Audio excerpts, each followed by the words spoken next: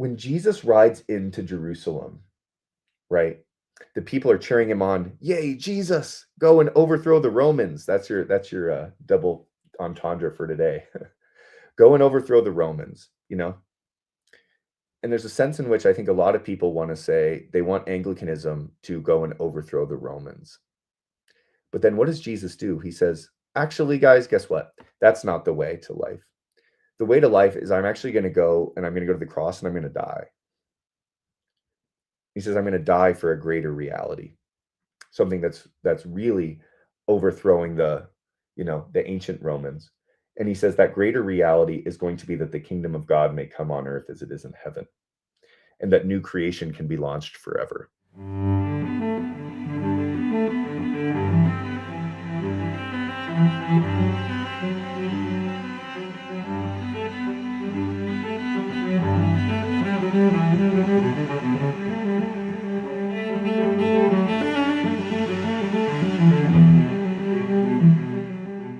This is where when I think it gets misunderstood.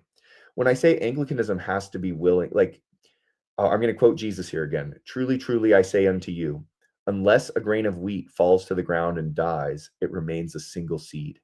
But if it dies, then it can bear much fruit. This does not mean the cessation of English Christianity, nor does it mean the cessation of Anglicanism and what it has to offer. But it means sometimes we have to be willing to die to our own perception of what our identity is and find a deeper identity in being truly capital C Catholic. And that doesn't mean laying down all of the gifts and the offerings that God has given to us uniquely as a tradition.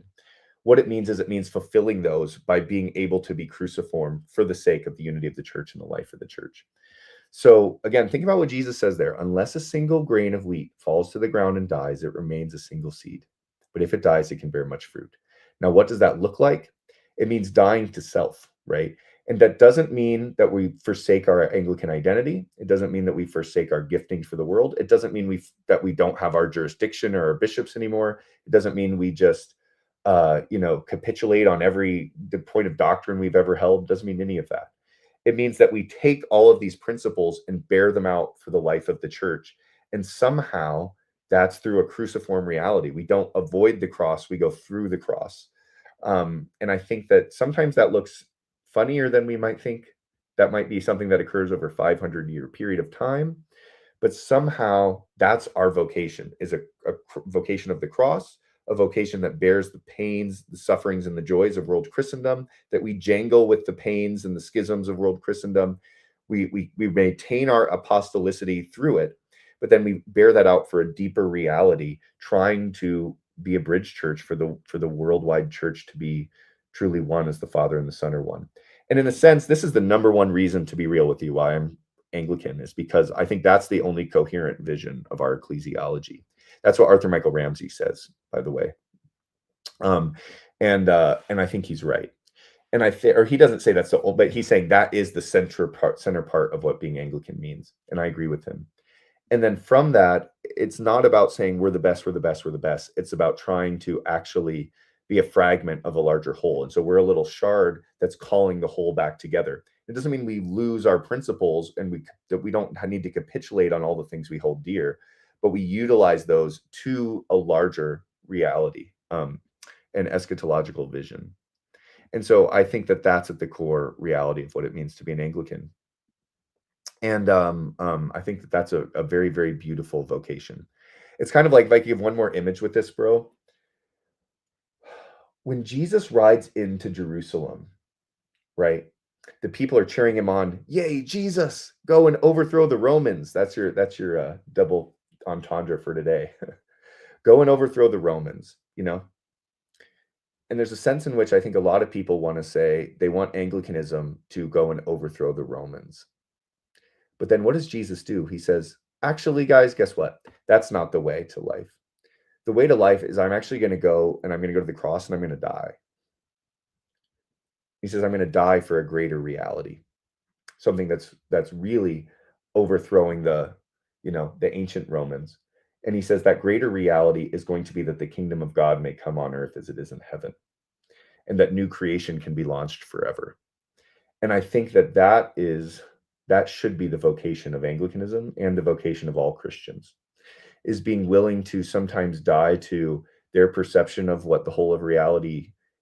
So not everybody, obviously, but some people, if they kind of view their own little group as like the only thing, uh, sometimes we need to die to some of those things to realize that it's actually much broader and bigger than sometimes we realize, and that God's up to stuff. Now, obviously, there's a lot to be hashed out there and what that looks like, but I think that we just need to be willing to say, sometimes online, I feel like a lot of times people have this mindset that I think was had when Jesus is riding into Jerusalem. We got to overthrow those who we think this is the way, right? We think this is the way.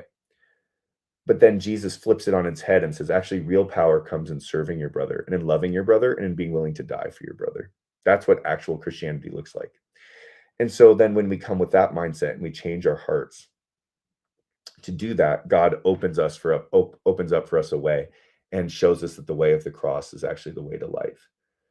It's kind of like, if you try to hold on to your life, you'll lose it. But if you lose your life for my sake and for the sake of the kingdom of God, you will find it. And I think that's what Anglicanism needs to do. And I think that's what really every Christian tradition should do. I do think that there's a unique vocation there within Anglicanism for the sake of the unity of Christendom. And that I just believe that in that future, the beauty and the goodness of Anglicanism will not be overthrown, but rather it will be carried into this eschatological vision. And so that's what I think is the real vision of a future Christendom. And I think Vatican II is a perfect example of this. Vatican II is an example where we had a massive impact on our Latin Church brethren, and we should celebrate that impact that we've had. Not, most Anglicans don't bemoan it, but I think we need to celebrate more. Like, this is an act where God actually allowed us and are holding on to certain patristic principles to have real impact on our Roman brethren. And there's been real movement towards each other. I think we moved towards them in the Oxford movement, and we could get into that. I think all sorts of things we did that we needed to learn from them. And then they moved towards us massively 100 years later at Vatican II. And we should celebrate the goodness and the fruits of both of those. And then since Vatican II, there's been convergence around liturgy. There's been convergence around all the different archic, dialogues. And those are things we should celebrate. Like, this is a fulfillment of our vocation. So I could riff about all this tonight, but I could riff about this all night. We need to have a heart posture that's willing to follow God's will all the way to the cross, even if it's not the way that we thought it should look. And to quote again, the great kids movie, Joseph, King of Dreams, when he's singing and he says, I saw a cloud. This is when Joseph is in prison. He's singing this in Joseph, King of Dreams. He says, I saw a cloud and thought it was the sky, and I saw a bird and thought that I could follow. And then he says, but it was you, God, who actually taught that bird to fly. If I let you reach me, will you teach me? For you know better than I. And I want you to think about that image. Sometimes as Christians online, especially when we get into theology, we think that we see the vision finally. We're like, okay, I've got my view now. I've got the 39 articles. Like, the point is showing how the Council of Trent is wrong or something like this. That's what some people, and I'm not trying to, again, knock anybody here or anything like that, but I know sometimes that happens. I think that that's seeing like a cloud, but sometimes then you need to come to the realization that there's actually a whole sky beyond the cloud. And this is the same image he uses in the next line. He says, I saw a bird and I thought that I could follow it, right? Like, I saw one doctrinal path and I thought that was the only way.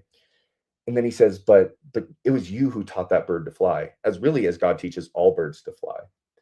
And again, going back to what I said earlier on, like, to me, this is a matter of the heart. Like, in my travels around the world, like, I'm not trying to brag, like, this is not about brag, but I've been blessed. Like, I've been to St. Catherine's Monastery in Egypt. I've been to Venice. I've been to the Vatican. I've been to the Holy Land. I've been to Canterbury Cathedral in Evensong. I've been, I spent a lot of time as a youth leader and, been to a lot of non-denominational conferences. I grew up in the Methodist world. I went to a Methodist seminary. I've had a lot of experiences just around the world in different places. I've been to Southern Germany. I've been to, France. Like, my point is, I've seen God at work in so many different ways, in so many different places, that I still hold certain doctrinal principles as like, this is true. This is capital T truth. But I still go, to me, it's unfathomable to think of the Latin Church, like half of Christendom, just being like totally erroneous or even largely erroneous. Like, to me, that's just an incomprehensible thought, because I've seen God at work there on such a deep and profound level. At the same time, though, I feel that in the Anglican world too. Like, I think of my experiences growing up next to my grandfather, who just went to be with the Lord, God rest his soul. But I think of sitting next to him, standing next to him, singing the great hymns of the faith. I think of my family's Lutheran heritage.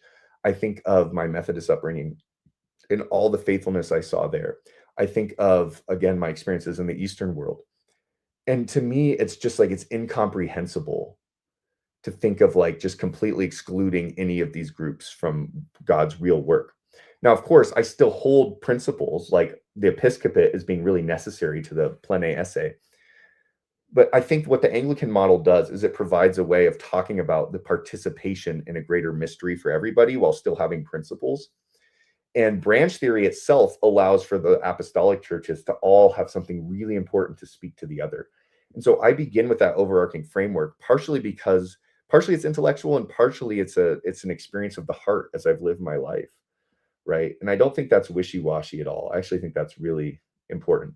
And I think it bears out theologically too, via the liturgy and via just what the work of Archic and how there's been convergence since in the post-conciliar world. And so that's my like overarching framework. And then I try to make sense of the pieces inside of that framework. But I begin with the overarching reality, not just like a flat piece of ground and then try to build up a tower from the bottom. And I actually think that that's a more faithful way. This is very similar, by the way, to how the medieval scholastics were different from the reductionist thinkers today. Like in the medieval world, to Aquinas, you don't start with building blocks of cells. You start with whole objects. So like Aquinas would start with like an object like a horse, right? He starts with entire objects and then thinks about things via a whole, right? This is where you get like Aquinas's 5 ways. He thinks about philosophic wholes. Whereas in the modern world, in the scientific age, and again, I love modern science, but this thought of like starting with reductionist things and building up from the ground up, it can leave you with an imperfect view because you're starting with one little cloud out of an entire sky. And I think it's healthier to start with the sky and then try to fit the clouds within this larger reality that you know is true in your bones. So some people may think that that kind of misses the point or is wishy-washy. God's peace to them.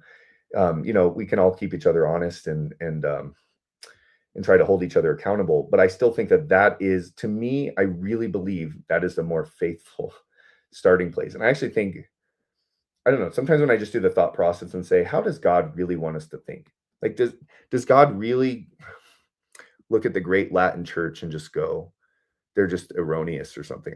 I just don't think he does that. But I can say that as an Anglican and still hold Anglican principles and think that we've given real gifts to them.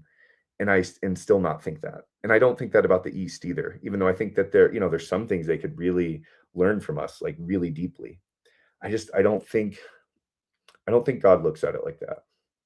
So, and I say this a lot, but I'll say it again, to differentiate between how inter-Christian relations work and then Christianity with other religions, they're extremely different. Because with other religions, we're talking about people who are not endowed with the Holy Spirit. So I'm talking about here about validly baptized Christians who have been given the gift of the Holy Spirit. And so that's an ontologically different category than talking about like a Buddhist or a Muslim or somebody like this. They may experience prevenient grace, the grace that goes before justification and baptism, right? But I'm talking here about people who have been truly baptized and participate in the life of the mystical body of Christ. So there's a massive ontological difference there between people endowed with the Holy Spirit and not. So again, it's not pluralism. It's a principled trying to live out St. John 17, that they all may be one as the Father and the Son are one. I think it's deeply biblical. I think it makes sense of recapitulation. God is recapitulating all things. So like, again, I bring this up a lot, but in the woman at the well story, that story is not really about the woman at the well. It's really about Jesus is recapitulating the northern kingdom of Israel. So the woman at the well story, if you've never heard me talk about this before, she has 5 husbands previous, then she's living with a man who's not her husband, that's 6, Jesus is then 7.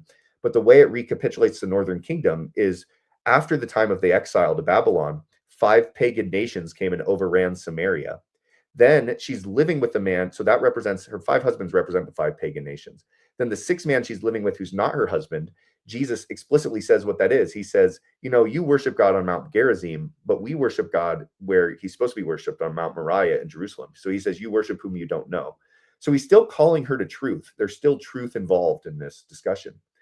Yet what Jesus is doing is he's still recapitulating, he's bringing into the new covenant the northern kingdom via her life. And so he's saying, I'm the seventh man, and then in the future you'll worship God in spirit and in truth. So he's still like, the seed that goes forth from the mouth of the Father does not return to him empty, but it fulfills that purpose for which it was sent. For our ways are not God's ways, and or God's thoughts are higher than our thoughts, right? That's the second song of Isaiah from the prayer book, and from obviously from Isaiah and the scriptures. But to me, it gives this notion of how God recapitulates all things that are truly in Christ. And so I just think we have to keep that in mind when we're thinking about how Christian traditions interrelate. And so, and then think about what Jesus says in the Great Commission. He sends them out to Jerusalem. Then he says to Judea, the southern kingdom, Samaria, the northern kingdom, and then to the ends of the earth, the lands of the Gentiles. So in the Great Commission, Jesus is saying, I'm recapitulating, obviously, Jerusalem, the holy city, but then he's saying, I'm recapitulating the southern kingdom and the northern kingdom and the land of the Gentiles. So this is just how God works, and I think we should expect him to bring order out of chaos. So again, but that's my overarching narrative here. So I start there. It's a matter of the heart. It's a matter of intellectual. It's a matter of theological conviction. And then I try to make sense of, like, okay, so how do I make sense of the temporal debt question? Or how do I make sense of this law gospel distinction? Or how do I make sense of the filioque? Or how do I make sense of, like Eastern views of essence energies and divine simplicity? Like, I have feelings and thoughts about all those things, sola scriptura and tradition. Like, I have feelings about all those things. But we start with the overarching narrative, and then we try to work from there. And I think that that is the way that's most faithful. And I think it's very principled, actually. I don't think it's wishy-washy or jellyfishy at all. I think it's definitely done with the spine. But yeah, that's how I think about it. And that's why with everything, I'm always trying to think, like, this is how Archic thinks, by the way, too. This is not just like me as some rando thinking this. This is how the best of our churches think. This is the whole project of the modern ecumenical movement, is to try and think about things this way and set aside some of the old polemics and say, how can we work at this? If we take this overarching narrative as real, how then do we actually work at this? So anyways, my thoughts.